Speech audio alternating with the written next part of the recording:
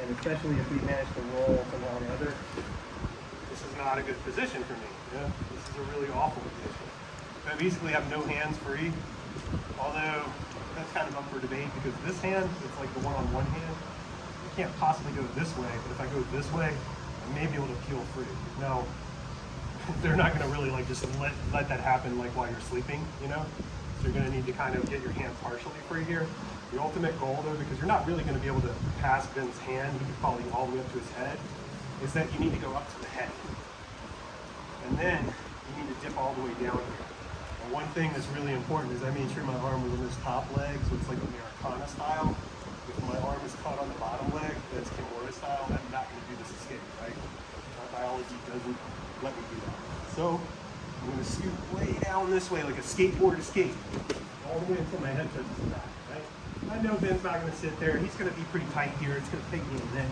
But while it's taking me a minute, he's also not choking me immediately.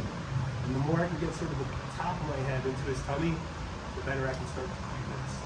And then from here, if he's holding still, which is, you know, not likely, but if he is, I'll cuff him, pop, right? Now.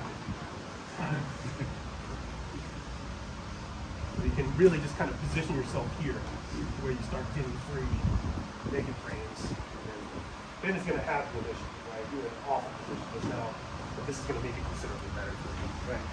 So, yeah, I don't know how you're creating a position without getting into it yet. So Ben's got my arm. Let's start with it on the Kimura arm. Not great for me, right?